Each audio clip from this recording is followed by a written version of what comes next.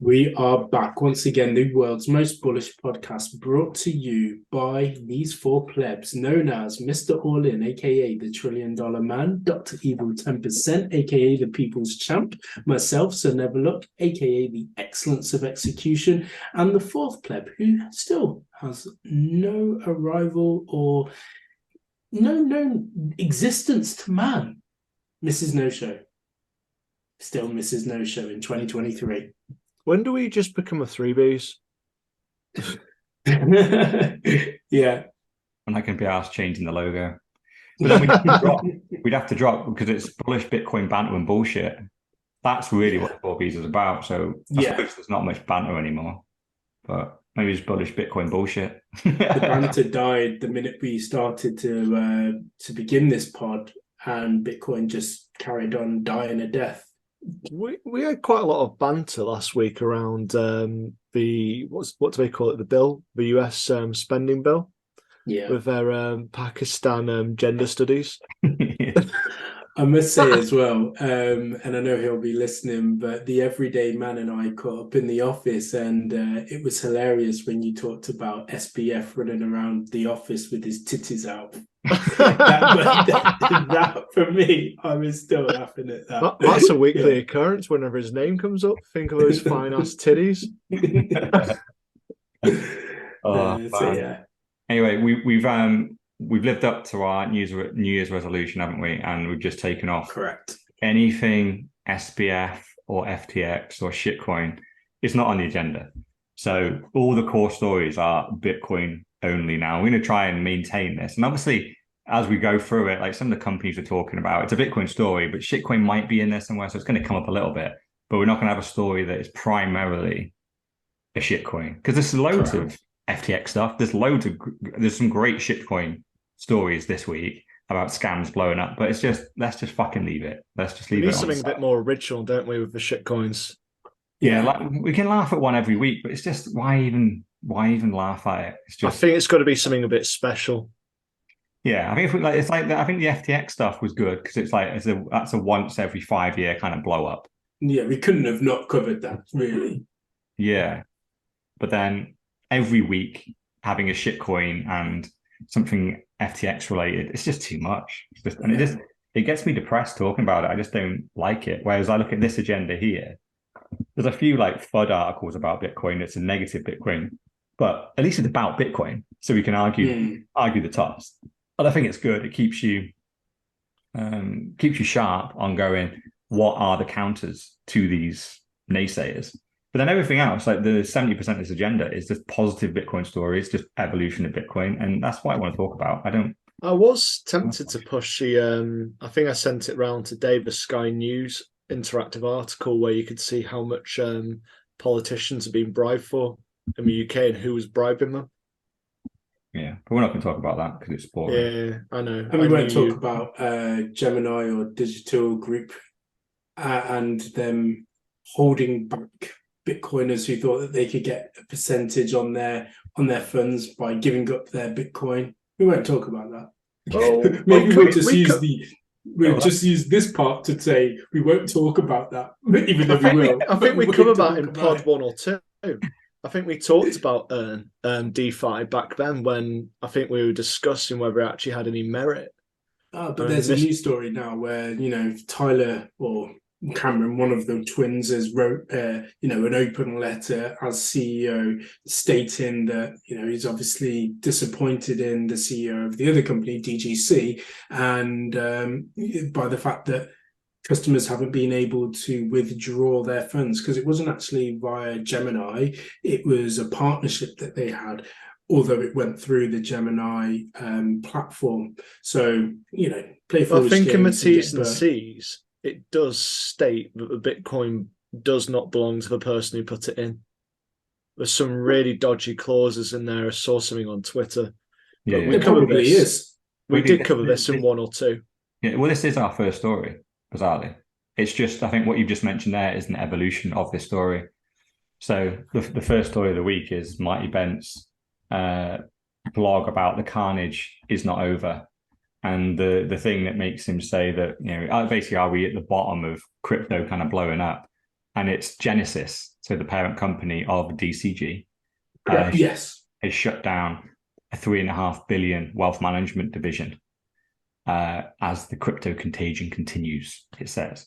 But this Genesis is the company you're talking about, right? So Gemini partnered with Genesis to do its earn thing. Correct. So the whole put your Bitcoin here and you will earn 5, 10, 15%, whatever nuts kind of percentage. With no risk. Yeah. Obviously, all the risk is all gone. There's massive risk, but it's hidden in your T's and C's. While on the front screen, it's just put it here. It's safe. It's all going to be great. It's got Genesis. Well, it's got Gemini's name on it, and no one fucking knew that it wasn't Gemini behind it, and they were relying on a third party. And yeah, so this is just Marty going.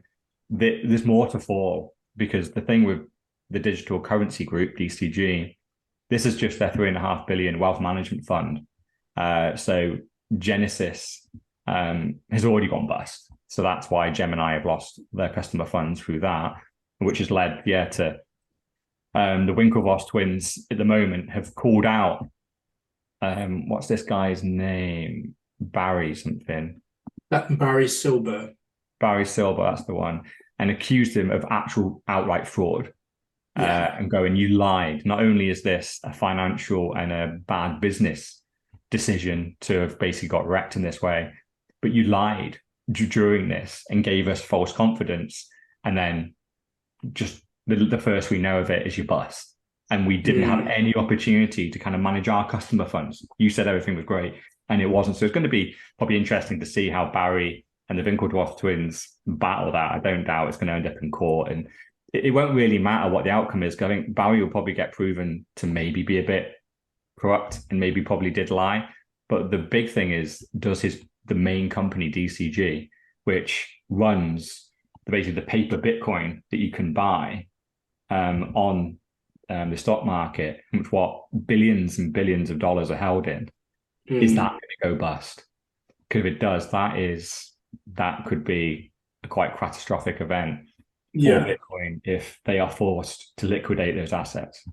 Well, you mentioned 3.5 billion in terms of the Genesis company, but 900 million of that was customer funds from Gemini, approximately 340,000 customers. So, there's going to have been people that were wrecked from FTX who held their Bitcoin on there, and then now within Gemini as well. It's going to be some people hurting, and they can't some unlucky anything. people who diversified from FTX by going into Gemini. You mean? Yeah. I think we have covered these points again and again. So paper Bitcoin is not Bitcoin. It goes against the whole principles of Bitcoin. An IOU note is pretty much what ended the gold standard.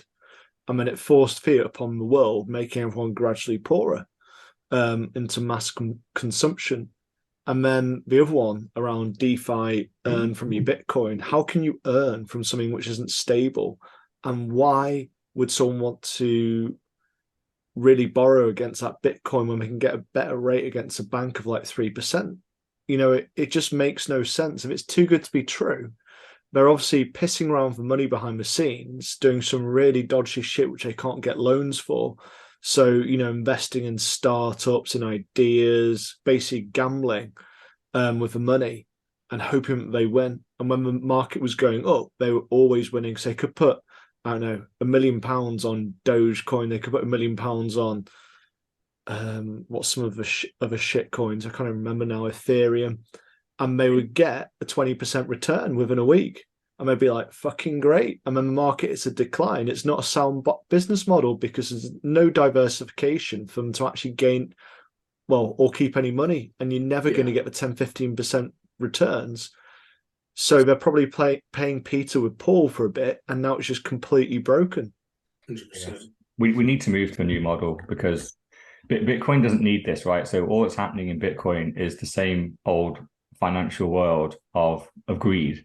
So people are earning good money that hold their Bitcoin, but they want to give it to someone else and earn even more. But then those people that then start gambling on behalf of those people, eventually they get too greedy and it all blows up in their face. Like these models we've seen, the only reason it doesn't blow up as much in the traditional financial world because they get bailouts. and government can print money and get them out of it. These companies have no bailout, so they get held accountable straight away. The second they lose all their money, it all blows up. But the mental model we need to move to is back to the gold standard, but the Bitcoin standard variant of that, which is you don't need to invest your money. Like if you're going to invest your money, the best way to do it is number one, get a job, earn Bitcoin, or back in the day, earn gold.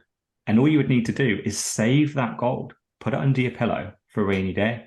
You don't go and give that to someone else and he tells you you're going to earn 2% more than that gold. You knew holding that gold coin was absolutely paramount, and you would hide that in your house. You'd have a safe, you'd dig it under the ground. And also, if you save 20% of your Bitcoin every year or gold equivalent, then that will be your retirement fund.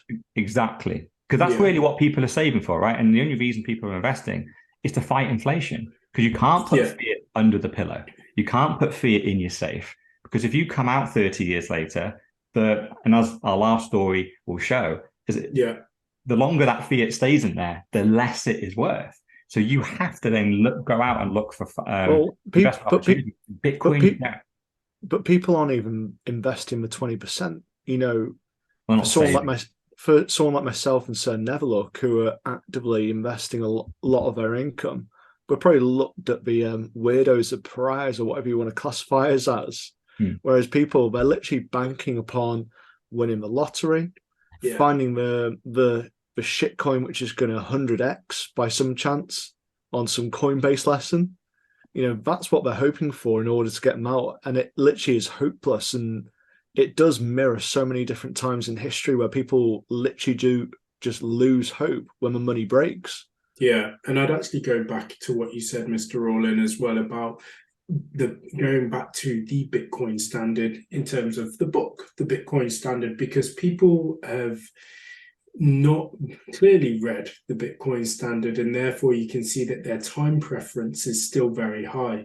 For those that have and really understand the fundamentals of Bitcoin, you understand that you need to just do nothing. As easy or as hard as it is to do, as easy as it sounds but hard to do, just do nothing. Accumulate and stack sats and wait. Simple as. The only thing I would add, the only investment you should be making is in yourself. Yeah. So, and this is what people used to do again back in the day. You used to save up your gold and from your day job, and the only time you would really spend a large amount of it is obviously to secure yourself, to get your house and all that kind of stuff. But it's to build a business. It's to break out, to go, I've learned enough skills now. I've built up enough wealth where I can actually, instead of running someone else's horse and cart, maybe I can buy my own and start renting that out and start employing people. That's the only time you should go into that nest egg, to try and grow it further by investing in yourself. That's the type of investment you should do. And then if that all goes wrong, at least you can go, I tried, it was on me, and you can hold yourself accountable. Correct. Instead, what we've done now is we all just passively invest. We all just shove it into companies. And because inflation takes every share price up 5 or 10% a year, we all think we're geniuses. And we're not. It's just that the money's devaluing and our money is just keeping up with inflation. That's all it's really doing. And you're gambling on someone else's work. Like, gamble on your own work. That's what we should be doing more. But we are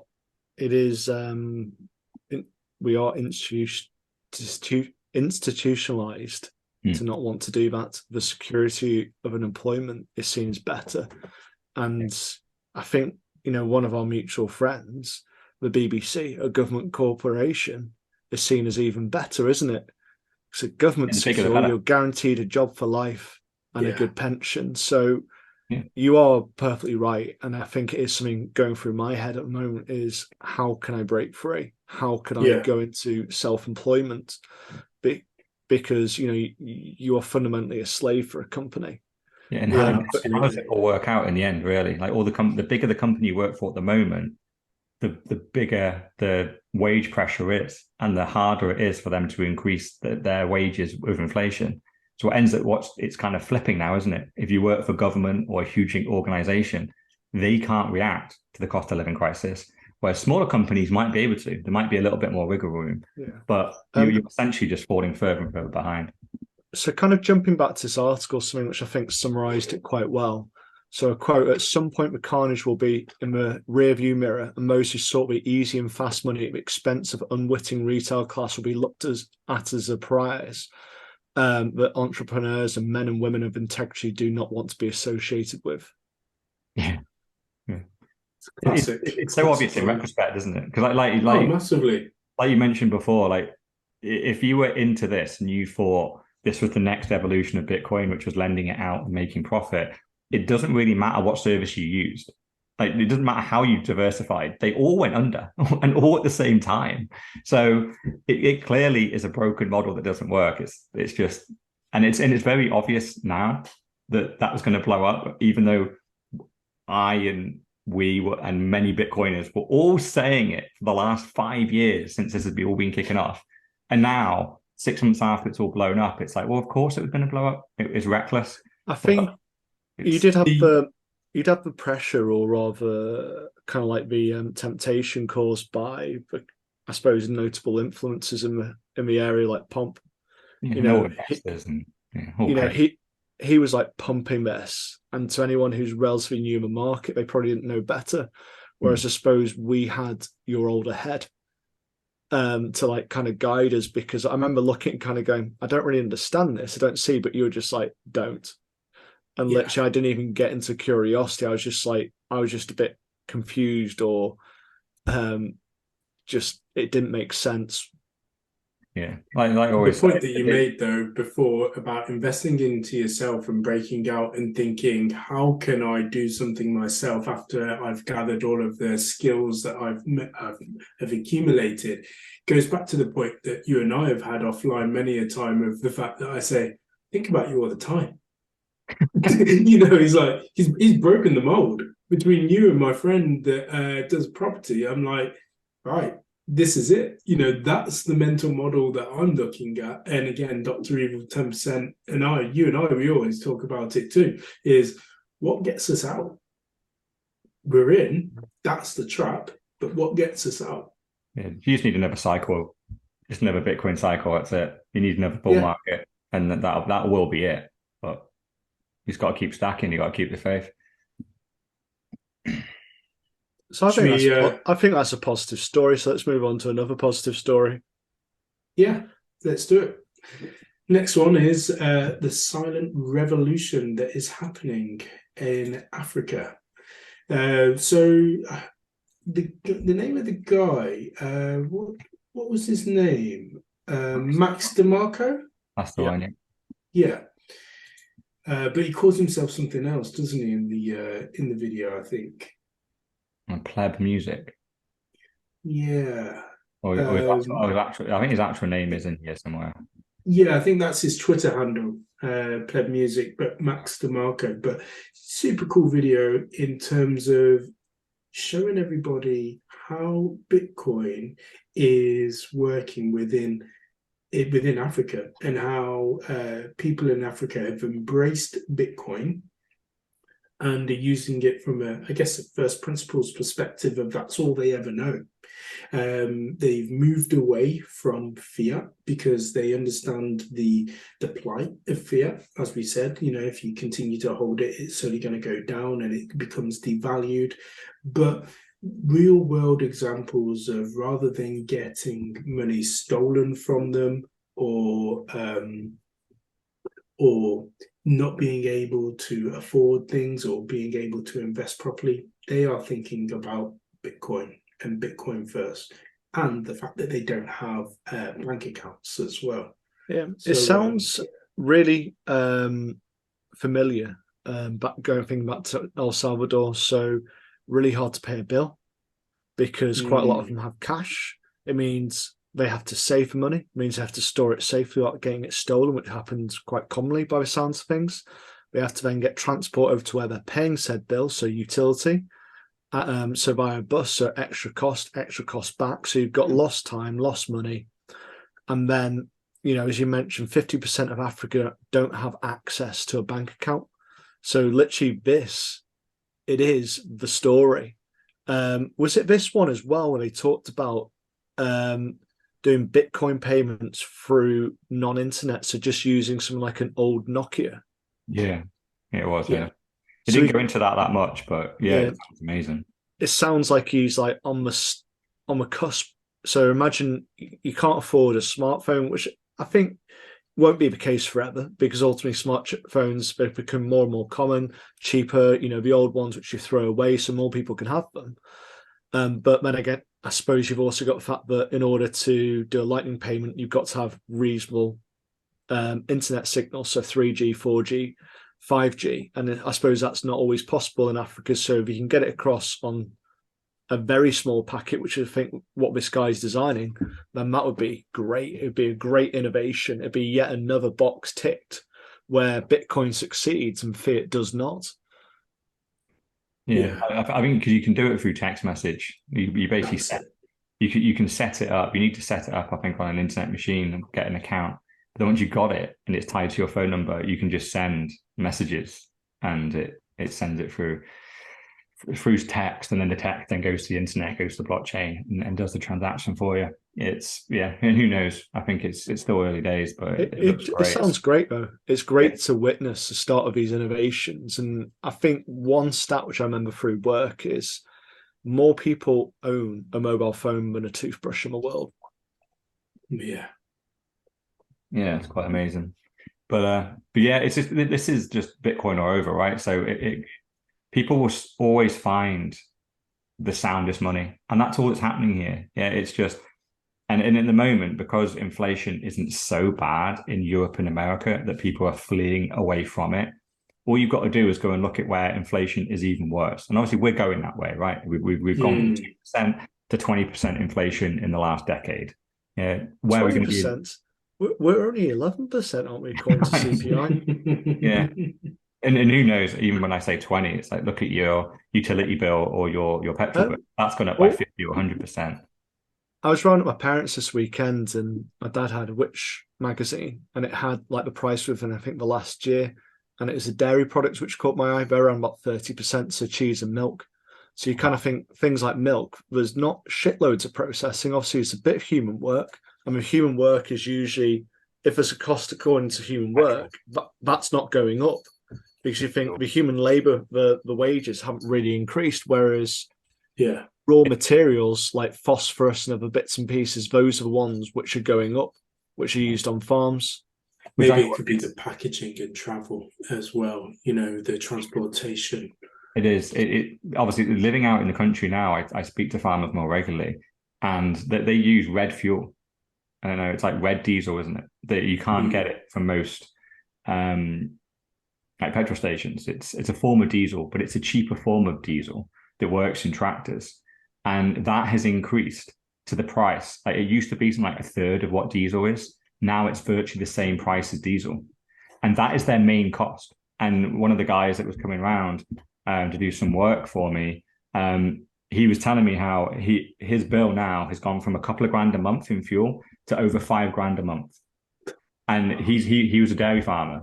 So you just go, and it's just a lot of moving around in tractors, and it's just a lot.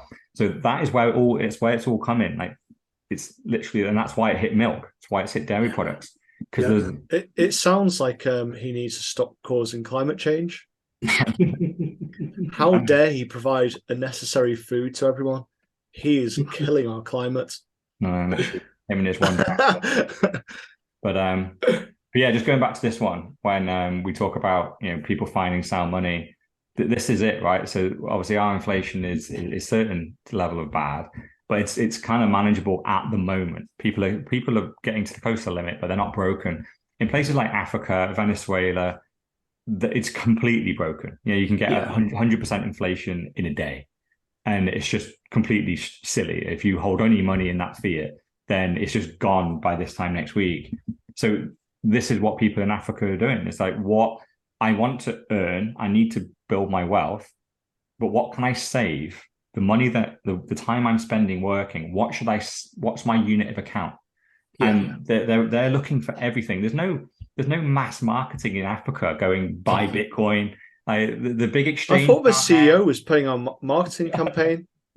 I think he puts on his titties and runs on Africa being like, buy Bitcoin. But it is just word of mouth, isn't it? No one's marketing. So it's because you No know, one's ever if you marketed Bitcoin. but if you literally put Bitcoin, you put I've forgotten what the South African currency is. You put the Is it dollar, Rand? rands, dollar, ruby, whatever else currencies you want to put on the table. You went Bitcoin. You went, here are the properties of each currency, and gave a free choice to everyone. No names, just this is what it is. This is a rate of inflation. This is security. And, you know, every other aspect. No one would pick the shitty fiat, would they? It would be Bitcoin all day. It's If like, you why did would a you pick blind Bitcoin? test, you're right.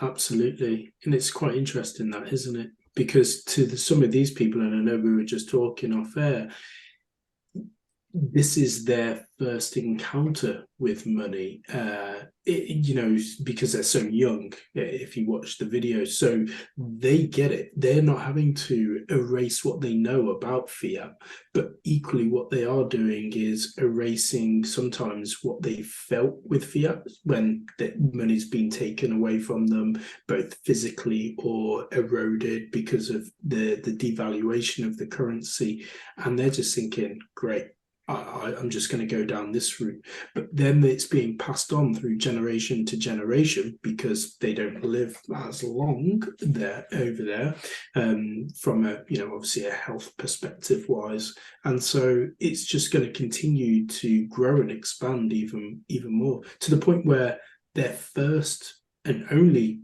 thought will be Bitcoin. Yeah. Yeah, When you compare it to us, we're so brainwashed that Correct. money from the government is the safest form of money. You should put money into a pension. You should maybe, if you want to do some investing, maybe just get a Vanguard. And the most educated people in the West are told to do that. And then they pass that on. And the biggest problem with that is over the last 50, maybe even 100 years, that's been perfect. It's worked like a fucking dream. And the rich of the rich have done exactly that, and it worked. But the problem is it wasn't going to work forever. It's built on a house of cards. It isn't sound money. It's built based on inflating the supply and keeping as much of it at the top as possible and collating that wealth. So Sticking we a have couple to of bonds unlearn in all that. there as well. What was that? Sticking bonds as well. You know, just put your money into bonds. Bonds are literally the biggest piss take out of any. It's Yeah. like, you can get a 1% return if you lend us some money, but we're going to devalue your money at 5% that year as well. So you're going to get a minus 4% return. It's like, really? Yeah. I can't wait. But everyone's started to click onto it now, finally. Yeah. Exactly. Which is why it's like, I think that's why Africa and kind of countries that where their fiat system has already collapsed, they know there's no hope of saving money and protecting themselves from inflation. They know they can't get a pension in the traditional way we can. They know there's no stocks and bonds or ETFs they can invest or even access to them. Yeah, but sometimes even have a bank account. Yeah. And even if they could get access, their system is so corrupt, they lose anyway.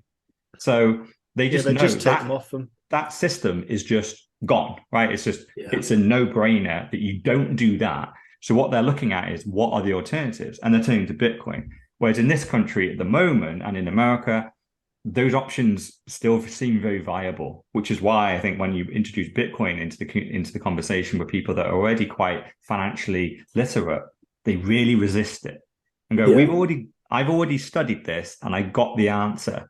Are you telling me I was wrong? And you've got to kind of get them to a point of, yep, you were totally fucking wrong. Not because you misunderstood anything, really. It's just because what you read is a big stack of fucking lies. But it's going back to like the point which Sir Neville made about Africans adopting. It's a logical approach. It's they've not known anything better, so they've gone for the best source of money. It's a logical approach, whereas the Western man or woman would go, this is what I know. I'm not wrong. Yeah, that's what my parents told me. And it's a pure emotional response. And it's like they're not even willing to look into what Bitcoin is and why people are adopting it and why it's becoming more and more popular and why these big price pumps are happening. You know, it's just like, oh no, the BBC tells me it funds terrorism, it bores the oceans, and Andrew Tate likes it. Yeah, exactly. And Andrew Tate beats women. Yeah, three And stellar points. he's a human trafficker. Let's get it right. That's the Human trafficker, and he makes porn with no consent. That's what else. I had that today because I said I don't think it's all true. It's just too odd. I said the whole thing about the social media, him being pulled off, is the oddest thing which I've ever seen. It's basically he was too much of a influential voice that came from nowhere. And if you look back in history, anybody that has that type of sway on people has been cancelled or killed, allegedly, or taken down. There's so many people, from music to film to obviously social media these days. You're never going to get away with it without them trying to pull you down in some way, shape, or form. Hasn't Kanye West gone MAA? Yeah, it's just but Kanye West, like, I feel like Andrew Tate had his marbles. I feel like Kanye West lost his marbles, whilst like it changed from just being like George Soros controlling the world to just full on Jew hate. But when you actually decipher what he was saying, that's what they focused on. But in reality, there was still so much truth in there, because it's the same. Yeah, there was truth, but they focused on he's a misogynist. But if he'd said it in a different way, if he hadn't concentrated on Jews and just ranting about Jews and actually saying the rants about Jews and actually he got led down that path though. That's why he said one thing about it, and then every interview they just wanted to go, let's get him to say more Jew stuff. And the thing is, like, the why he's gone missing, the why he got deleted off every platform, it's the same reason of why Andrew Tate did, because he was taking down the mask from what the system was, and he had a huge audience. So a lot of people. But I feel like he needs medication though as well. He was clearly not well. I think. Yeah, I don't agree with that. But the thing is like both of them probably delivered what their message was in an unsound way. Andrew Tate used to shout, and Kanye, they were like, oh, he's not stably sound and mentally sound. But the principles of what they were saying and said, you can't really doubt. Yeah, because if anything, if you're going to have a big audience and you're going to try and bring down the system, you have to be whiter than white. Because if you're not, they come for you on the one thing you get wrong, and they amplify that part of what you said, which is what's happened to those two people. They just amplify the bit you got wrong and the bit that's a bit outrageous. If you're going to speak out and you're going to go as public as these guys did, you have to focus purely on facts, and your history better be whiter than white, because if it isn't, they'll get you. Yeah, and the problem is no one's history is whiter than white. There's always going to be some flaw, or eventually someone will slip up in some way, shape, or form, and they'll bring you down as and when you do, because they've been waiting for you to do it. Yeah, Andrew Tate, because of what he's made money on, was never going to be safe. No. So it's very easy to come up with, oh yeah, he's getting arrested for this. Well, I don't think he actually ever said what he made money on, because he always knew that that's what they wanted to dig into. He owns all sorts. So he has like strip bars. He has webcam companies. Yeah, webcam companies. Yeah, so I think there was more behind the scenes as well. Yeah, but with that kind of two businesses, it leaves him probably quite ripe to accusations. So he, pay someone off or get a disgruntled ex-employee, bam, there's an accusation, we can go for him. But kind of going back to this about Africa, there's two things which I really just want to cover. Is one, I really love the fact how they stored their seed phrases. So they can't afford these, things from Tiny Seed at £100 or whatever it is. So what do they use? Nuts and bolts. I was just like, great. I mean, I still kind of do question where the fuck are you going to store that, but I suppose they can dig a hole somewhere. And it's better than just leaving cash to rot underground somewhere, which would happen. And then the final one is the implementation of Lightning in Pick and Pay, which I believe is South Africa's biggest supermarket. Yeah. It's probably nothing. I must admit that the nuts and bolts one really clicked with me as well. I just went, that is it. That literally is it. All you got to do is buy a nice long bolt that you can get, and then just buy a load, or a nice big long screw, get a load of bolts, and you just etch it on yourself. And obviously just copy what Tiny Seed have done. You don't need to etch a whole word onto each bolt. You just need to etch some numbers, and you know how to relay them back. So you just got 12 bolts or 20 or whatever. You use however long the freaking screw is. If it's 6, you just go, right, you need four screws. You know, 6 on each. Get some metal stamp numbers. Yeah, or you could just scratch it yourself, you know, and you're good to go. It's safe to say from this 10-minute video, which is really worthwhile watching, you know, take your time, grab a quick coffee, and see what's happening in the world, because this, I believe, is like a blueprint for everywhere else that it's going to take off. And I'm sure this Max DeMarco guy, because he asked for comments in the video, we'll be making more and more videos like this in other locations to highlight how Bitcoin is helping others in a similar situation. You know, Africa is a huge place, and you know, it's a continent. And I don't know what part of Africa he was actually in. I don't know if it was, you know, Ghana or somewhere, but he didn't. It was South Africa, wasn't it? South Africa. So he talked about Cape Town, about the energy blackouts in Cape Town. He said, well, the surrounding villages, how are they going to cope?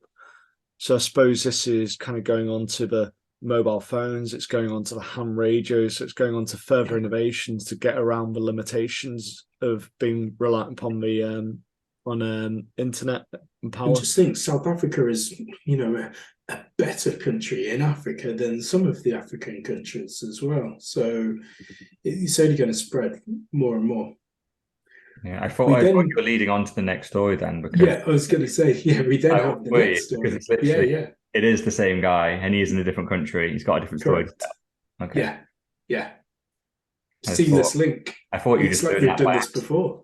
I know. I thought you were doing it by accident. It's like, is it by accident, or are you about to talk about the next story? Hey, for all those avid listeners, we're on Pod 81. We're going strong. So the next story is about the Citadel. Yeah. And going to take us away in terms of what he's covering here, because I think this is really cool. Yeah, so basically it's the same guy, Max DeMarco again, otherwise known as Pleb Music. And he's saying he's moved to the first Bitcoin island. And so I was very interested in this. Let's see where it is. It's in Europe. It's in Croatia. It's the island of Rab. And it seems very early days. There's some Bitcoiners there. There's some businesses on board.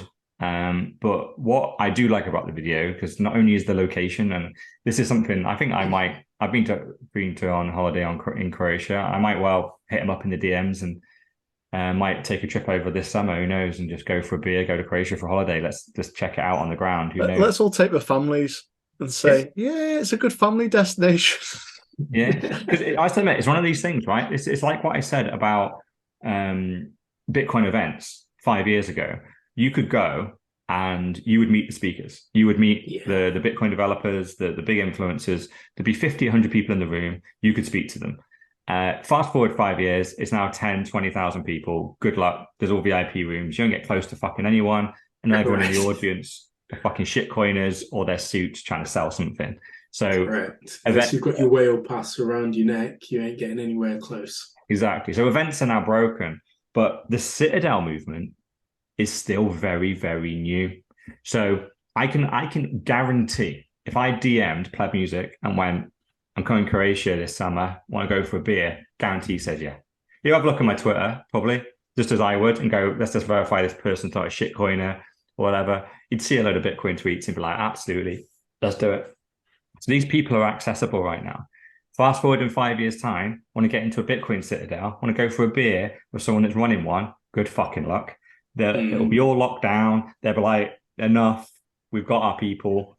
We've not seen you here before. Exactly. Like Citadels only need so many people. They're all small communities. You need to have your food production, your energy production. You need the doctors. You need all little forms of community. But that's about like less than 1,000 people. Once you've got that, you're kind of done. You don't want to grow it to 10, 20, 30,000 people, because you end up now suddenly needing some form of governance and that type of stuff, and it all starts to go back to fiat. Citadels are designed to be small. and you want lots and lots of small ones. And but at the moment, you want to get into some of the first ones, you just go, just hit these people up and go, I want to come out, I'll go for a beer, tell me all about it, what do I need to do? And this is probably what I'll be doing this summer. I might try to take a trip over to Croatia. It's a little bit closer than Puerto Rico, and that one all fell apart anyway. It's full of shitcoiners. So got more hope for Raab in Croatia. So what will you do if you see an F sign? If you go over there? Oh, and yeah, just fucking burn it. Would you be sick? I didn't come here for that. I think, yeah. If any of these guys freaking mentioned a single shitcoin, I would just fucking write off and never speak to them again. Yeah, it's just a write-off, isn't it? Yeah, but it's not. It's Bitcoin only, right? They talk about it. They're all on a Bitcoin standard. They're all in on Bitcoin. They want to. So it looks like you have to get some kind of ferry across to the islands. It's got under 10,000 people. Well, in 2001, when the last stats there, and it's 86.12 kilometers square. So not massive, but still a decent size, which I think is a little bit different. Yes, you can plan it out, can't you? You can see the way that it'll go. Initially, it starts off as a tourist destination, similar to Bitcoin Beach, right, in El Salvador. People go there, the economy's risen. It's a nice, you could say, novelty, but then people realize, actually, I quite like this. And, you could use the example of Max and Stacy Kaiser, who then moved to El Salvador, and then they take their money there, and then they gain citizenship there. And all of a sudden, that attracts more and more people, and they tell their friends, and lo and behold, that becomes their home. These citadels will, I'm sure, be very similar to that. We take a trip over the summer, go to Croatia, fall in love with it, or another, citadel destination, and then you got a choice. You move from citadel to citadel, but you're only now holidaying in Bitcoin only citadels, right? And one of the things that's great about this is how small it is. It's much more likely to be successful than, say, in El Salvador. El Salvador's still 3-4 million people. That's huge, right? There's lots of external influences. There's still a government. It's a 6 million population, so yeah, it's crazy. Yeah, in reality, it's a great experiment, and it's kind of from the top down. But I much prefer bottom up experiments from the people. So when you take a little island, 10,000 people, and literally, this is you need to start thinking almost as if when you're watching the shows about Vikings and all that kind of stuff. Like, where were people safe? And you are safe when you're surrounded by water and you're self-sustained on that island, because you can protect an island much easier than you can protect some land that is surrounded by more land. There's armies coming from fucking every direction then. Whereas if you're on a little island and it just has a single port and it's a ferry trip away, well, you just need to defend one side, and people aren't just going to stumble across you. They're going to have to come on a very purposeful mission to come get you, and you can defend.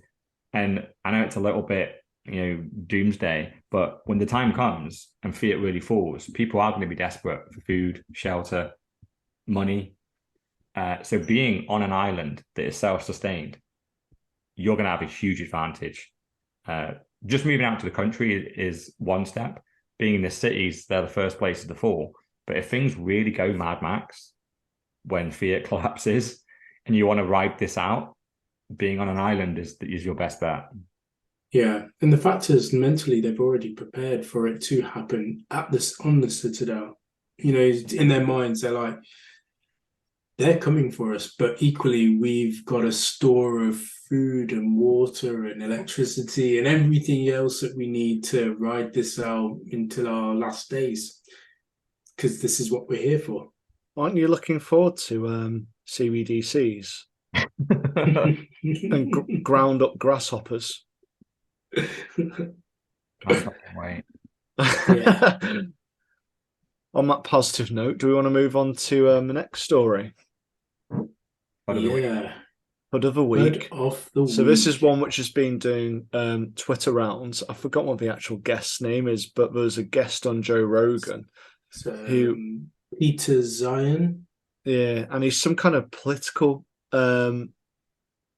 expert. We use that very loosely because he kind of to summarize it, he showed his lack of knowledge about monetary policies, and he showed his lack of knowledge around Bitcoin. And I think one of my favorite comments was, I'm just trying to find it, was how brave of you to talk about something which you know nothing about. Yeah, the sad thing is it's Peter Zehan, and he's on the Joe Rogan podcast. And I think the problem with him is I think I've heard from others. I take Saifedean's approach, because someone commented going, it's a shame he's this uneducated about Bitcoin, because he's got a lot of good views about other things.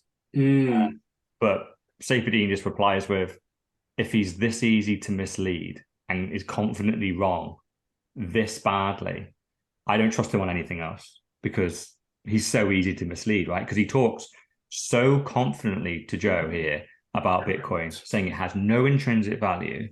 And his main point is, because Bitcoin has scarcity and has a finite supply of 21 million, it is just done. You can't use that form of money for trade. You have to have inflation, because inflation stimulates the economy.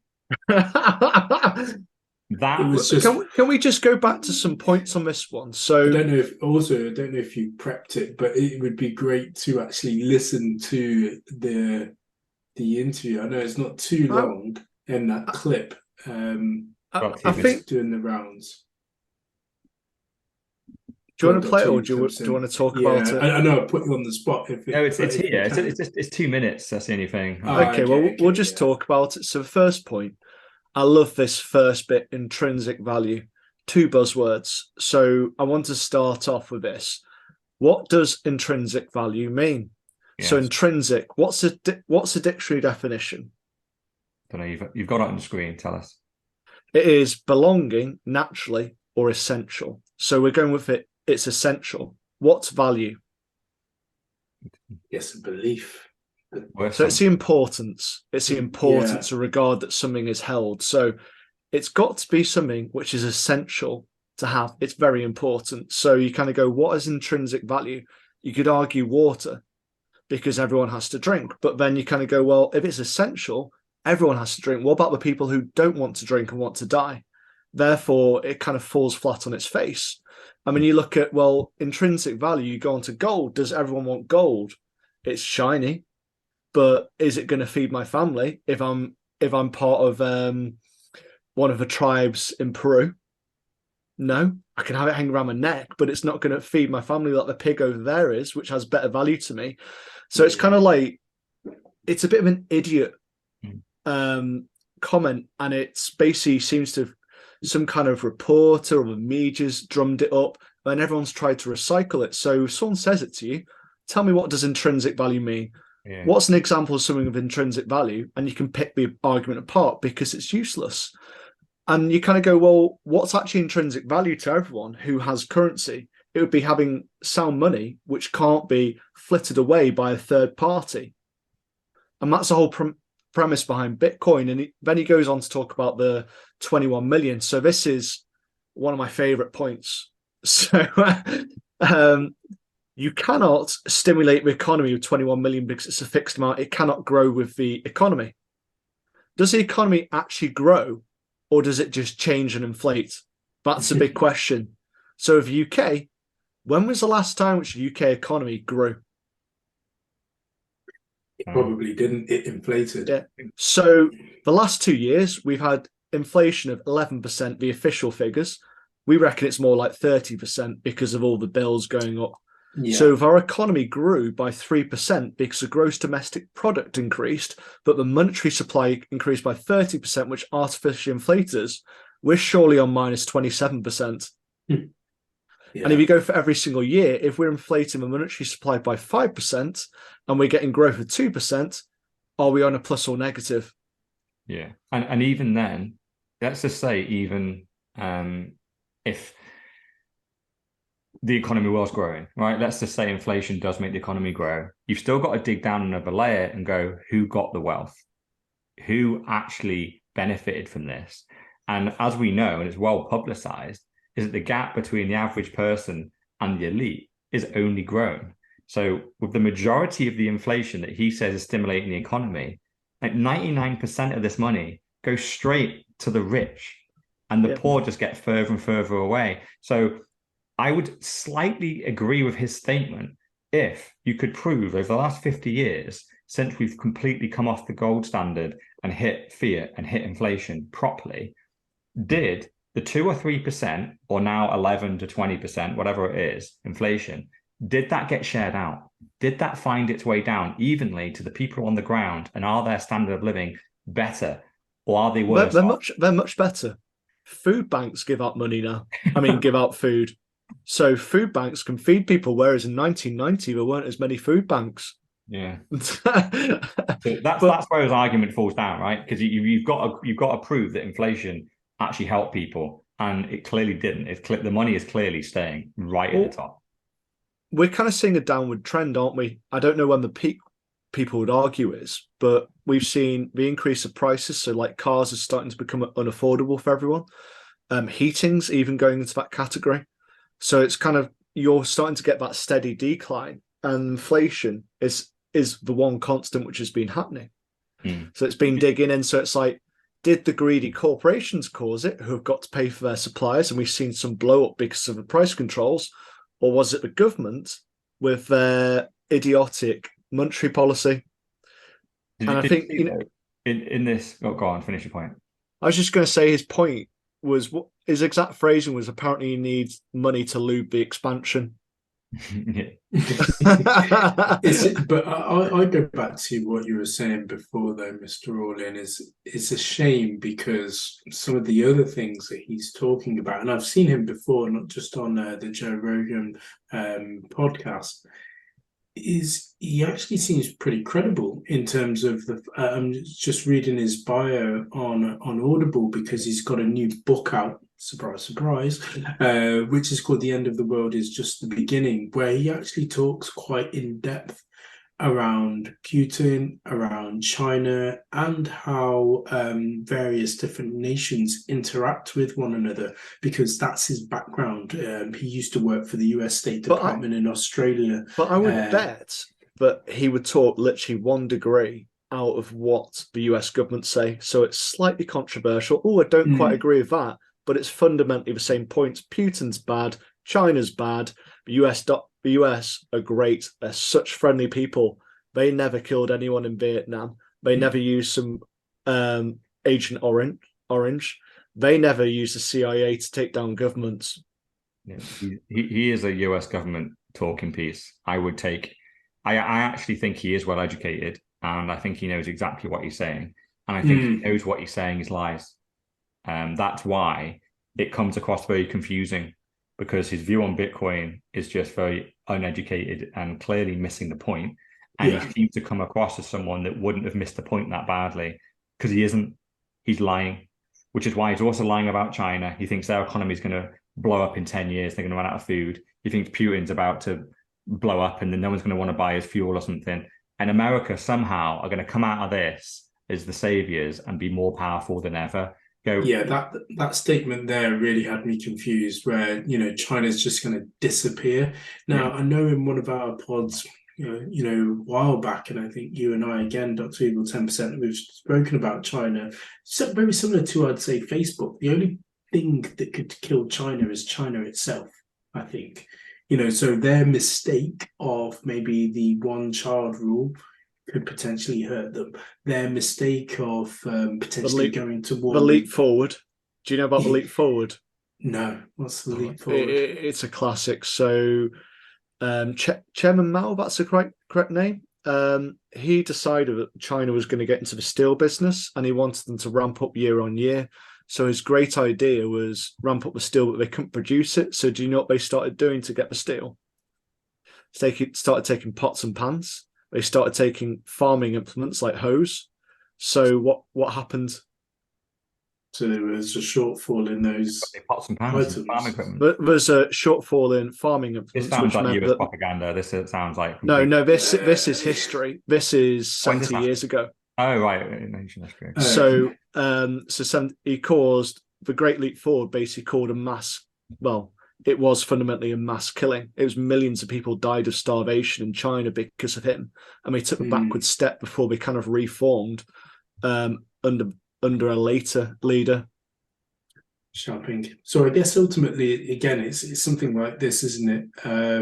Where their idiocracy is kind of like going to kill them themselves. But it's hard to tell what's actually true from what's propaganda, because I think Mr. Ullin pointed it out, is we're seeing all these lockdown riots, but there weren't too many people. It was isolated and very hard to tell, whereas you kind of think, would someone have maybe had a drone above that? Would someone maybe got a full-on footage? Like, if you think the protests around lockdowns in London, where there looked to be like hundreds of thousands of people, or Paris, they've got drones in China. Yeah. And if someone's getting out footage of the protest, surely they would have got some better angles. Yeah. One of the points you mentioned was that we know where Putin is and that we can listen to his phone calls and emails. Is that being verified at all? No. I couldn't find anything at all on that, which I thought, what? But again, the way that he came across was just like, yeah, of course we can. We know where he is every day. Yeah, but if he's such an evil tyrant, they would have killed him. Exactly. He's talking completely out of his ass. The one thing that I realised, he's not that quick on his feet, because Joe just went on the scarcity argument, the 21 million. He went, it's not good for trade. And he just went, well, why is that? Is it because Bitcoin only has a finite amount? So all that's going to happen is the people that have it. And as more people buy it, the price just keeps going up. He goes, yeah. Yeah. You go, you just slipped. Because earlier he went, Bitcoin's like 14,000 or 16,000. It needs to go down another 15,000. But he just slipped up and went bullish. Because he's like, if all these people have Bitcoin and there's no more supply, the price is just going to keep going up, isn't it? It's like, yeah. So you mean the inbuilt game theory actually works? And then he just got salty after that and went, oh, so the people that have loads of Bitcoin just get super wealthy. Well, that isn't good. Like, that doesn't seem fair. And you go, what, as opposed to fiat right now, which is the people who own the assets, people who you're protecting right now have all the money and don't want to switch to another model where a different selection of people have more money. You just exposed the fact that, number one, you kind of do get Bitcoin because you just went number go up, and number two, you went, I'm salty that I don't want this one to take off because I'm fully invested with me and my mates in the US dollar, and I would rather leave this model as it is, thanks. Completely exposes the fact that he's just talking his book. He's a US dollar. Yeah, because I think, Sen Everlook said to us, it's a good episode. I was just like, I'm not watching it. If he's this bad about economics, monetary policy, and Bitcoin, I don't see the point. He's lying. I wouldn't listen to any US government official. But it did make me think, when's he going to get a Bitcoiner on? I have seen, various people on Twitter asking the same question. He's had some on. They've had Robert Breedlove, but not Robert Breedlove. Who's the guy who wrote the Lightning book? Andreas Antonopoulos. Yeah, so he was on it back in 2016, but that seems to be the last actual proper appearance. Whereas it'd be good to have someone like Saifedean on, and I think it'd be pure entertainment as well. Yeah, Saifedean or Sailor. Yeah, he has had some Bitcoiners on. It's just that they're not purely Bitcoiners, but he's had pro Bitcoin people on there. It's surprising me that Joe hasn't gone pro Bitcoin. I think he's just so stupidly wealthy, he doesn't really care. But because when someone like him came on, it did seem to just proper throw him off.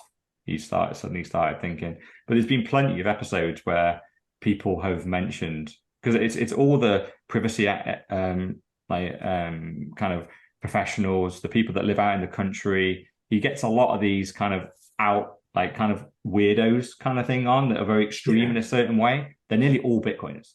Yeah, I think Zuby is, he advertised a shitcoin, but he is a Bitcoiner. Then as Aaron Rodgers was on there.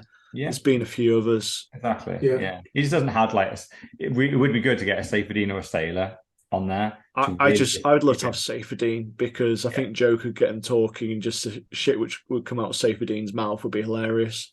Yeah, that is the ultimate. I know you always refer to him as Pedro, but I guess the closest that we've got is what Bitcoin did in terms of a show with guests that he doesn't really like, shitcoiners. He doesn't have them on. Essentially, Show, don't he? yeah, but I don't see. Correct me if I'm wrong. Another show like that consistently has people in the Bitcoin space. I don't listen to it that often, but I listen to the one with Lynn Alden. If I see that it's a particularly interesting guest on, I'll listen to it. But it'd be better to have Joe Rogan's obviously a much better interview and much more entertaining. So it'd be good to have him. Platform, absolutely. Yeah, could be good to have someone like him on with someone with good credentials. Because if he had Pedro on, say on the Joe Rogan, I feel like Joe Rogan would pick him apart. Pedro's not the guy for that. He's more of an interviewer rather than the interviewee. Can't do that. Yeah. So, just to kind of end it from my side is I've found the quote. So credit to McShane, who said, "Brave you to speak on several topics which you have no understanding of." So it just sums it up. I just don't understand why people will talk about things which they don't understand. Why not just say, "I don't really know too much about Bitcoin, so I don't really want to talk about it." Yeah. Well, that's sometimes people who believe that they're super intellectual, one of their flaws, isn't it? To kind of be seen as not knowing something. I think I remember one of the articles where it was something like, something about the middle class or the upper class not really getting Bitcoin. In the they don't have to. Yeah, I think we've touched upon it. I think there's almost certain switches which you need to have clicked in order to get Bitcoin. Yeah. And I think it's a little bit different. It's hard to understand what it is for everyone. And also, I suppose, the urgency around it. Yeah. I personally wouldn't give him the credit that he's just blind and is just his ego is pretending to know when he doesn't. I actually think he's lying. I think he does know and is giving the wrong answer on purpose because he's backing the US dollar, which makes it doubly worse, right? Because you can't have a debate with someone like him because he's already gone, no, I am backing the US dollar at all costs. So now, no matter how much you come for me, no matter how much evidence you prove that Bitcoin is a sounder form of money, I'm going to dismiss your claims and just keep coming with mine. It's pointless. So it's that kind of like third viewpoint. You've got logical, emotional, and then you've got bent. Yeah, weirdly, you're either incompetent or complicit, and I would say he's complicit. Cool. Should we move on? Yeah. So this is the next story, which is BlackRock adds Bitcoin to global allocation fund. So BlackRock, who we know, and we've covered it in, I think it was pod 50, own the world, essentially. Yeah, we're moving on from a government shill to the owner of governments. Yeah.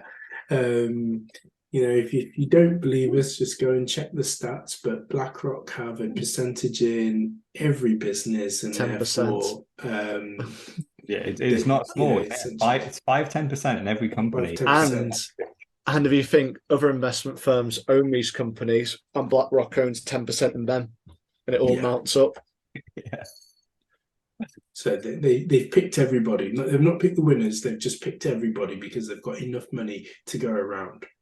And surprise, surprise, BlackRock are now picking Bitcoin and putting a little bit of that on their balance sheet. It's going to be paper Bitcoin, though, isn't it? Yeah. So it's going to be like some ETF. It'll probably include F and fucking Dogecoin or some other shit as well. So it's not even just pure Bitcoin. Well, it's through a fund, essentially. So investors can now gain access to Bitcoin through their BlackRock Global Allocation Fund. It'd be better than nothing, I suppose, having Bitcoin, but I just envisage it'll be a fund. It'll be like, oh yeah, you want to buy some Bitcoin? We've got our crypto ETF. It has Bitcoin, F. It has Dogecoin, and you get a share of an NFT. But BlackRock manage 15 trillion in assets. So I don't know what the number is today, but the Bitcoin market cap is around about 330 billion. So I suppose putting that into perspective. Yeah, do you know what I was just Googling, right? I was just Googling. I saw the 15 trillion number and I just went, what is the GDP of countries? And where would BlackRock fit on that scale? So where would you guess BlackRock is on GDP by country? Where are they by number? Are they in the top 100, top 10? Like roughly, where do you think they'll be in the top? They'll be in the top 10, won't they? They're second. I was just about to say, The United States are 19 trillion. China is only 12 trillion. Japan 4 trillion. Germany 3 trillion. India. But the China figures manipulated when you actually look at what was it. We found some figures which completely went against that. I can't remember what it was. So maybe China are 20 trillion. They were ahead of the United States. Yeah. Let's just like bake that in. But just to put it into perspective, this is a private company, and they are there or thereabouts in size as the same size as China and the United States, and those two are 3 times bigger than the next country, because the nearest is 5 trillion Japan, then 3.6 trillion Germany. So BlackRock are basically one of the most powerful countries in the world, and most people don't even know who the fuck BlackRock are. Yeah. It's just... everything seems fine. What could be possibly wrong with basically there's a country the size of the United States going round with a fucking CEO that you don't know who he is? Is BlackRock Larry Fink? Yeah. Yeah. We know who he is. He was a Klaus Schwab and Larry Fink is. No one else does. He was so he was a failed CEO somewhere, then he got that job and it's just literally ballooned because his strategy is so good. It does make me wonder, does he have family fun days? Do they have cake for new starters? They have diversity. Do they have pronouns on their email signatures? Man, I actually think they probably do, but that's all just, again, woke propaganda that goes, oh, look, we fit in. When you look at real top of the business, corrupt as fuck. You know, how did they become the size of the United States of America? It's because America printed all the money and gave it to them. It's got to be literally. This is, you know, when we were saying like, where does all the inflation money go? BlackRock. Exactly. BlackRock and all of their assets. Larry Fink has got it sewn up to a T. You just can't deny it. There'll be people like him and his board members, you know, kind of linking it back to what I said earlier about the Sky News article, where they'll be buying people in government and it'll be, oh yeah, it's a donation or it's lobbying, it's a bribe. It's like, here you go, Brian, here's 200k. I know you only make 100k a year. Here's 200k. Do what I fucking tell you. Yeah. Or we've got a speech that we want you to deliver for that value. There you go. So Brian, it's legitimized. Brian, you don't like Bitcoin, do you, Brian? Of course you don't. Here's 200k. Yeah, but this is a weird thing, right? Because obviously we know BlackRock are basically and they are invested in a lot of Bitcoin companies. Like they own 10% of Coinbase. They own 10% of MicroStrategy, 10% of Riot blockchain. So they are invested in Bitcoin themselves, but they just buy 10% of everything, right? So they have infinite money. So they just buy 10% of everything. Do they have 2.1 million Bitcoin? Yeah, well, that could be an interesting question to ask. I don't know. I hope not. But this might get them there because this fund, because basically, I don't think they've bought any Bitcoin themselves. All they've done is they've created a fund that then enables you to buy Bitcoin futures. So who knows what the uptake is going to be. But they're basically just allowing the product to their customers, really. So you can. Isn't it funny as well that they are the first to be able to create the fund, and the only reason why I'm sure they've been able to do so is that they've been able to buy and bypass the people that, you know, say yes or no to making and creating these types of funds. And lo and behold, hey, we're there first. Yeah, and who knows, right? This could be their strategy to get their 10% Bitcoin, because it won't be theirs. Like this will be, oh, customers are buying it, and maybe enough money hits their platform to buy 10% of the Bitcoin. Who knows? Then they can just steal it, can't they? You can just steal it direct from the customers, because they're buying paper Bitcoin, but they're supposedly buying the Bitcoin behind the scenes. So who knows? It could just be one long scam, which is this is how BlackRock gets its money. But the thing is that they have 15 trillion, right? So if they wanted to buy 10% of the Bitcoin, they could just buy it. They have infinite money. But one of the interesting quotes in this, though, is from BlackRock's brother, Vanguard, who also owns 10% of every company in the world. Let's not forget about Vanguard. They are pretty much BlackRock copy paste.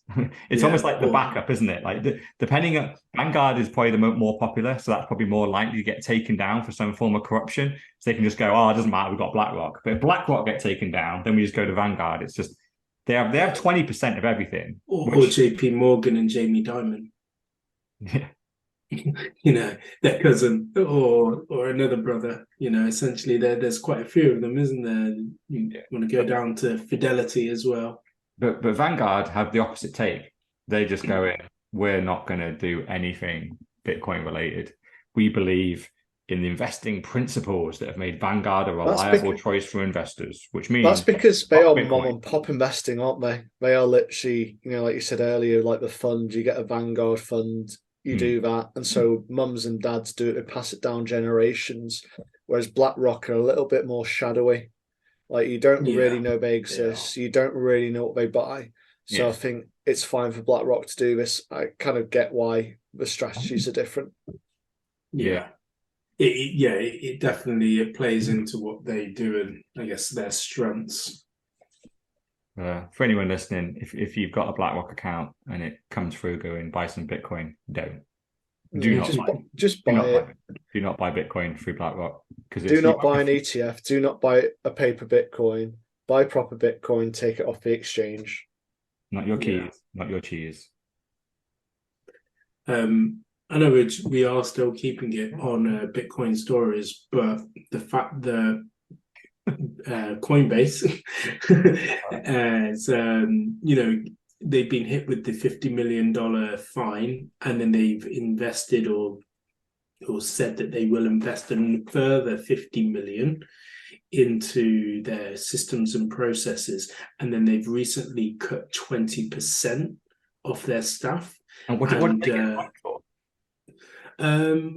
Something around their processes, of their compliance processes weren't stringent enough for the SEC. Really, the SEC were like, you guys are making too much money. We want to probably take some of that. So they have, naturally. Bribe, isn't it? Yes, the bribe, absolutely. If you want to continue making all this money, you're going to have to give it us in some way, shape or form. And naturally, the best way to do that is, well, we don't like the color of those pens that you seem to have on those desks.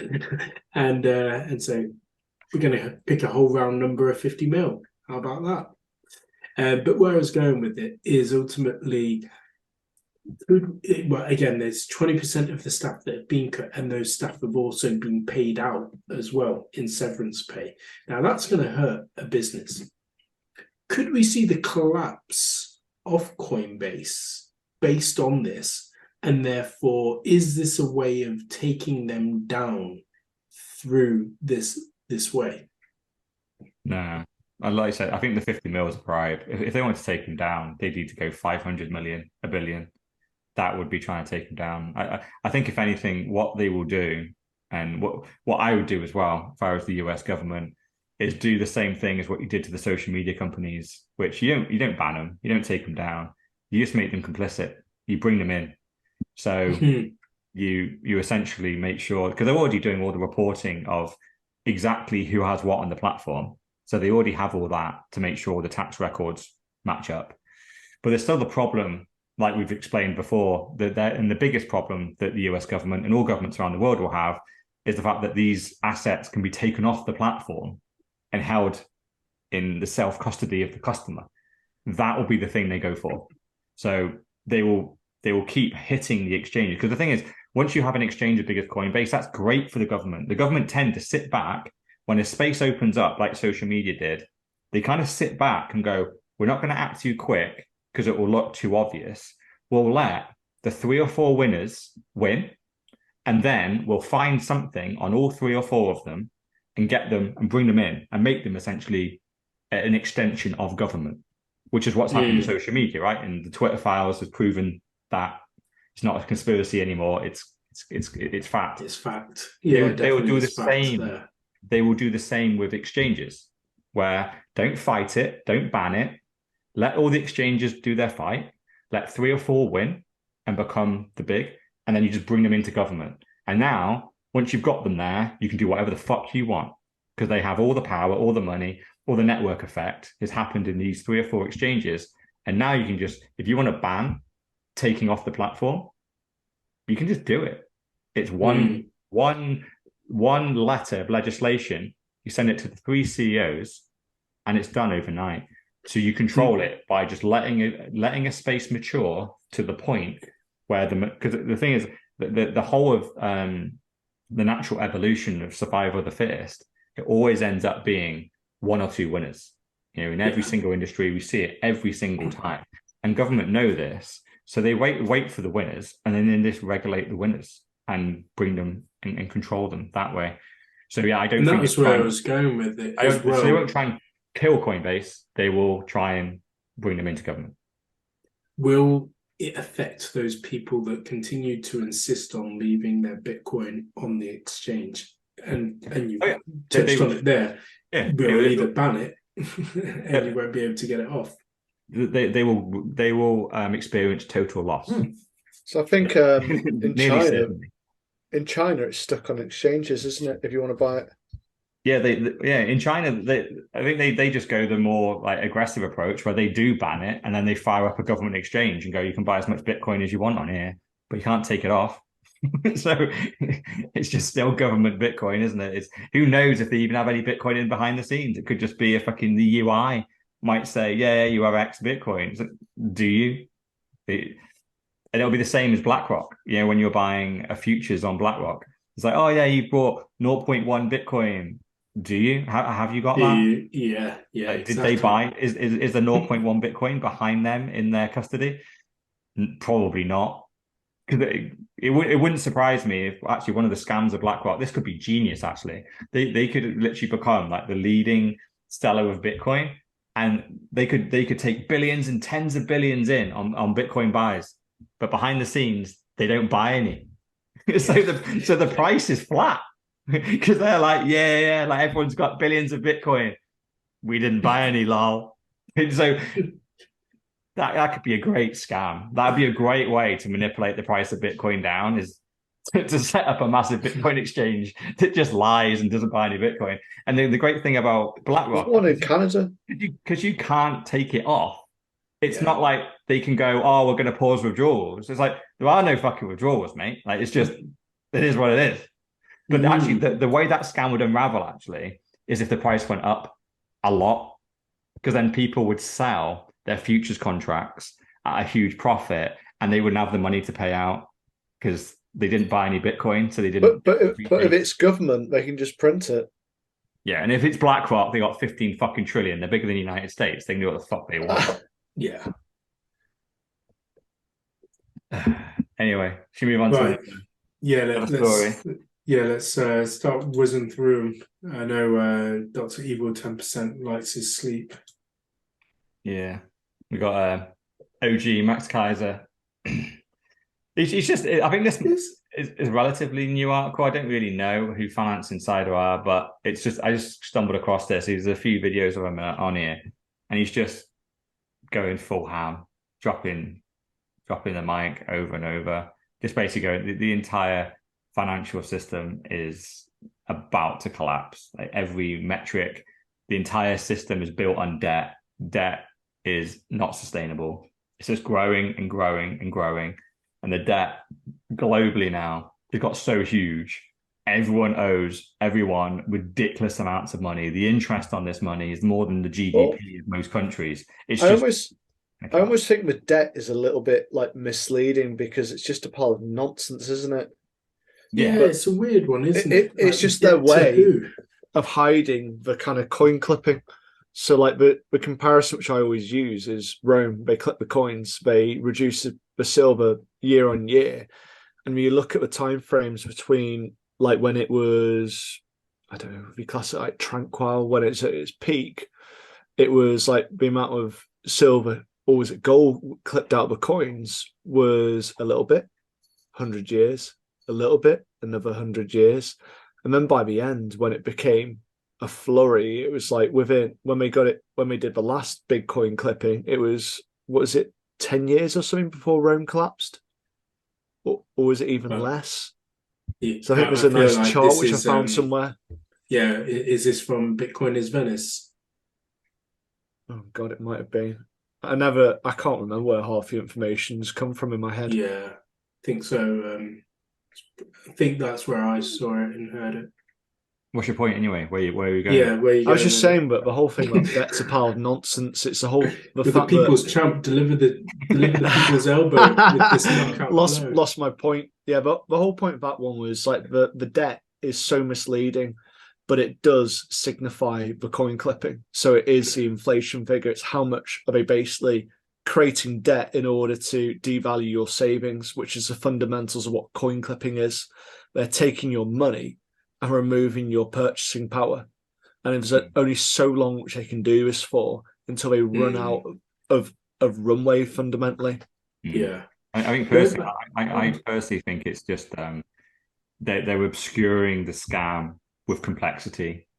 It's because it is so complex, right? When people start going, oh, do you get inflation? And then you go, well, yeah, it's money printing. And you go, well, no, it's like there's debt from here to here. But when you follow the debt round, it's like everyone owes everyone a ridiculous amount of money. And it doesn't make sense. So then the economists and the government officials that go, oh, you don't understand it, leave it to the pros. Let the adults in the room manage this. You don't worry your pretty little head. You go back into your pod and do your 8 hours of work Monday to Friday. And the adults in the room will manage global debt, inflation, and all this hard stuff. And just vote us in and we'll take care of it. Yeah. And I just look at it and go, fuck off. This is a load of nonsense. All this debt doesn't even exist. No one's paying the debt. It's just money just going around in a circle. And but by them saying it's a debt, it puts fear into people's mind because debt is bad. And therefore, when they are raising taxes, you're thinking, well, they need to raise the tax to get rid of the debt. Yeah. Yeah. And then they always talk about the deficit, don't they? It's like, oh, yeah, we made really good strides into reducing the deficit. You go, oh, that sounds good. Yeah. Yeah. What does that mean for me? Fuck all. Yeah, exactly. Going back to the point we were talking about earlier on as well about Kanye and then also Andrew Tate, Max Kaiser has, I think, he's super sound in terms of his knowledge from a financial perspective, but his voice may then now come across as crazy because he's been the one that's been shouting buy Bitcoin when it was $1. And again, what he's talking about is of sound knowledge of things are going to collapse, but the way they kind of paint him is in a crazy way, isn't it? Yeah. The only reason why he hasn't been cancelled fully because he hasn't got a big enough audience. He hasn't hit the mainstream, has he? He's like one of the biggest voices in Bitcoin, but outside of Bitcoin, who's heard of Max Kaiser? But I can guarantee you're right. If he ever went mainstream, they would just pull something up because he is a little bit crazy. I think he said he used to be mainstream, and this actually reminds me of my classic guy, Robert Kiyosaki, Rich Dad Poor Dad, where he said, "I used to be on CNN. I was once on Oprah, but the things that I was telling people they didn't like, so I did get cancelled. So I can now say it on my YouTube channel, and it's archived, and I can have it on debates and podcast shows on this. But anywhere mainstream, they don't want to know me, and they won't touch me." Yeah, that's the thing. That's the weird thing with Andrew Tate and Kanye is they managed to speak out. They got cancelled from everything, but they were still speaking and people were still listening in the hundreds of millions, if not billions. So they became problems, right? Yeah. Whereas with Max Kaiser, yeah, he used to speak on the financial channels all the time. He got cancelled because he's not talking the US dollar line. He's always talking out against it. So he just gets removed. The problem is he's still only got an audience of 10, 100,000 Bitcoiners. If he grew to a point where he had hundreds of millions of views in every video he did, they'd come for him as well. And they'd find something to cancel him for, because it's very easy to cancel you for mainstream media. But once you grow an independent audience, that's when you become very dangerous. And that's when you get suicided off and you become a friend of Hillary Clinton. I mean, you think about it, Robert Kiyosaki has got probably still the leading book on financial management, because it still sells in great numbers 30 plus years later. It's not controversial, is it? It's very much like, just be sensible. It's not yeah, exactly. But his message about things like, because he's gone on to write other things with Donald Trump, he's gone on to write things, one of the books, which is Fake. He talks about how everything is just fake and it's just inflated through obviously inflation and so forth, and it's just a Ponzi scheme waiting to collapse. So yeah, again, just talking about those with prominent voices, but I guess the audience size, which is why you shouldn't ever really share this podcast. So just keep it to yourself, and don't tell anyone about it, because then we will get cancelled. I was going to say we'll get cancelled. Mr. Orlin won't be allowed to post on LinkedIn and piss off people who he used to work with. I know, I'm back. Yeah. I'm not used to logging back into LinkedIn yet. I need to get back in. It's treading the fine line until you just go and pole vault over it. Yeah, I haven't logged in since last week when I finally realised what was wrong on my account. But I need to go back in and start causing shit again. It's funny seeing your comments and not being able to like them. Exactly. We've got a good story next. This is a really good one. It's a nice technical one. So it's, again, Marty Bent. Marty Bent is just shoving out the blogs. He's a great source of news. Tales from the Crypt, if you want a good podcast. You said you liked interview podcasts as well. Yeah. Tales from the Crypt. He has loads of guys on. And it's an example. So he's going to have Bitcoin developer James O'Byrne on to talk about this new proposal that he's put forward called Op Vault. And essentially, it's the proposal. So who knows? It isn't live in Bitcoin. It might never be live in Bitcoin. But his proposal, in what I've read it to be, and he's going to do a podcast with this guy just to get him to really explain it. But I think what it's going to be, and I think this is slightly on the back of a Bitcoin developer last week being hacked and having 200 Bitcoin stolen from him, is a way of stopping this, is that what you could do and code into the Bitcoin core protocol is actually have a kind of a signal that you can send, or an indication, a flag. So for certain addresses that you hold, you can go, right, I want to whitelist certain addresses this address can send to. And also, if I do a send from this address, I want it to wait 48 hours until it actually sends. So really just copy in really what exchanges do now to add to your security, because you can whitelist addresses and you can put pauses on the send. So basically just protects you, because quite often, like, you'll get the flags, right? You'll if someone's trying to steal your Bitcoin, you'll probably know about it. But the problem with Bitcoin is once it's freaking that transaction sent, it's gone. Yeah. And what he's proposing is to go, how about, if you want to, because obviously for most of your Bitcoin addresses, if it's a Bitcoin wallet on your phone or whatever, You want to send, receive whenever you fucking want. You don't want to whitelist any addresses. You don't want to have delays on sending. You just want it to go. That's for your 50 to £100. But for your life savings that are down in cold storage, you're fine with whitelisting a few addresses and maybe taking 2 days for it to send. That's fine. So, and that will protect you from a hack.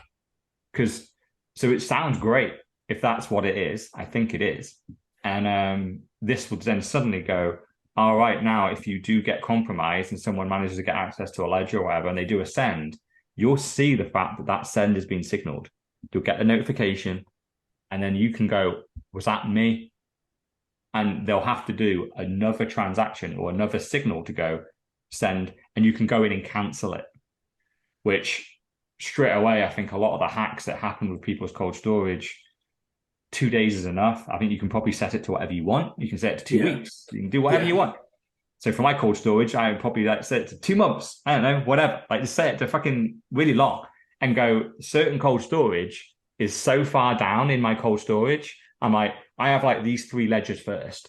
So these are the 3 that maybe I put 2 days on, 2 weeks, whatever. But there's certain cold storage, which is like, if I ever hit that, like, I'm in fucking trouble, right? So let's put it on 2 months. So these split up by billions. Yeah. Tens of billions on each one, yeah. Make up to $1 trillion. And yeah, so it sounds good, right? What do you think? I definitely think it is. I was waiting for the interview to come out. I don't think it's hit just yet, but in principle, it definitely sounds worthwhile. And it follows obviously the fiat world where, you know, you go to a bank and if you wanted to potentially take out large sums of money, they say, well, you're going to have to wait for that. But in this instance where you've been compromised, or, you know, it's your life savings, I think I'm happy to wait, more than happy to wait. It's on you as well. It's no like third party going, you have to wait, and you're like sat there fucking banging your fist. I think adding in an extra stage, and you kind of think, if it's your Bitcoin stack, so this is kind of like your stack of gold. This is not your day-to-day spends, to make it really clear to the listeners. So I think this is your house buying money. This is your farm buying money. You know, this is not for you just to go down to Starbucks and buy a coffee. Yeah. It's just that stripper pole money that you won. You know, this is everything. This is this is where you'll take off a little bit, but with these controls, you can set, you can only withdraw X amount per day. Or in one transaction, otherwise you have to wait X amount of days. And I think it's a good idea. It's definitely a step forward in Bitcoin to make it more usable and less scary. Yeah. I think if I'll vote with my node to say yes to this when the proposal comes forward.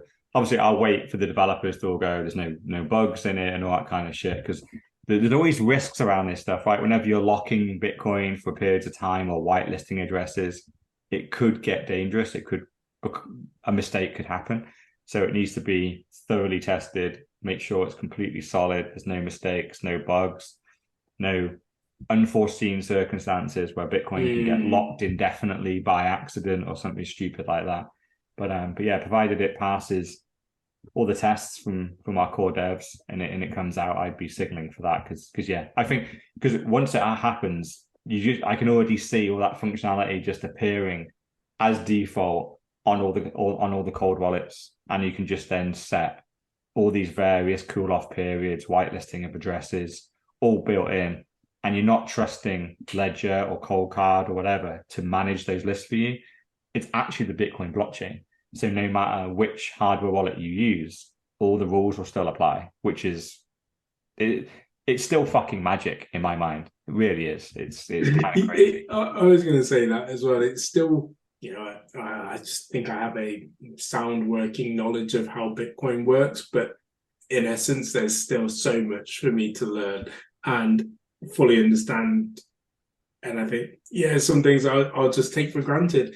How two ledgers, you know, can mirror and match my passwords and seed phrases. Brilliant. They're just in sync.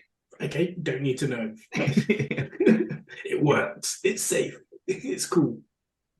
Yeah, and it'll be the same with this, right? You could set up all your like two day or 2 week whitelists and all that kind of stuff using one ledger. And then you could lose that ledger completely. and fire up a cold card, put in your 24 words, which isn't even for that device, it's for a different device, but put it into cold card, it would fire up, have all your wallets in there, and all those whitelists and call-off periods will be baked in. Because you're not asking the device, you're asking the Bitcoin blockchain, and it knows what rules you set up on your Bitcoin. So it just goes, I know, it's all here.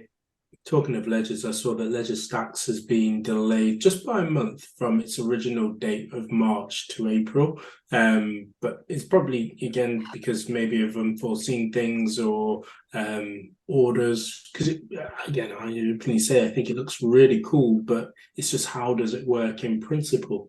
But we'll see.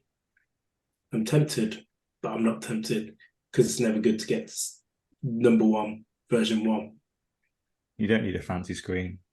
Yeah, I think it just. But I'm gonna go get the nanos or new nanos anyway. Get some more. I'd still load up on the just Ledger S's. They keep getting cheaper. Well, they don't sell them anymore. There's the Nano X Plus, Nano S Plus or something like that. So yeah, that's a what shame. we're on. Yeah, they dropped the prices on the S's a while ago, and I thought, I think so. I think that's because they were going to discontinue them, but yeah. Sweet. So our last story of the week is just, again, I think it's almost like the theme of this week's episode really has just been there's a Reddit post and some guy finds this kind of log of wood, and you can just see someone is stuffed into this log their life savings. There's just stacks and stacks of Lebanese and Syrian money. And when it was buried, which people are predicting was like, say, 50 years ago, 100 years ago, it would have been worth just dozens of kilograms of gold. Like super, a lot of money this is. But it's all right because it's government-backed IOUs for gold, isn't it? That's fine. Yeah, what could go wrong? It was until both countries collapsed and we came off the gold standard in 71. But they said it was safe. Yeah. In God we trust. And that's the sad thing, isn't it? Because the guy that buried this was almost definitely buried it before they came off the gold standard. So he'd have just thought, it's okay. I'm burying this money and hiding it in this log. It'll be worth the same as when we get it out. But holy fuck, did the world change? And literally, this stacks and stacks of money, which when he buried it would have been worth millions. Right? It's just he could have bought mansions of this thing, worthless now. Not even just worth. Oh, it's still worth a couple of grand. No, just set fire to it. Can't buy a loaf of bread with it. But that just goes to show, doesn't it? The world in which we live in and what the elites do, you have to put it into assets or look for hard money, like, as we still speak, gold or Bitcoin.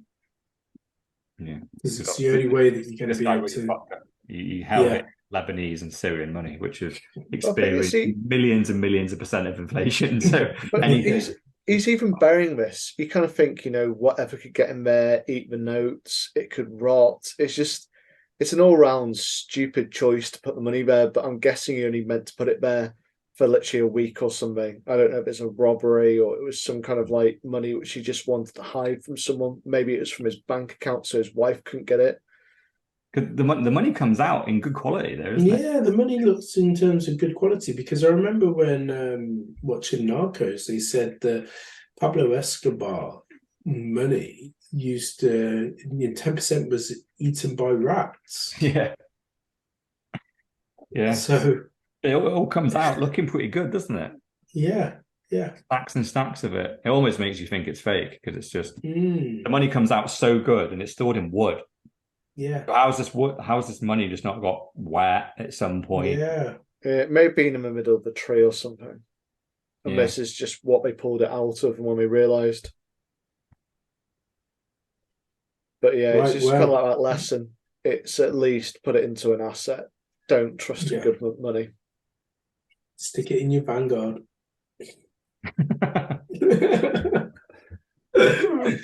So this has been episode 81, brought to you, as always, by the four plebs. The four plebs are Mr. All In, aka the $1 Trillion Man, Dr. Evil 10%, aka the People's Champ, myself, Sir Neverlook, aka the Excellence of Execution, and she was here, but she's never here, Mrs. No Show.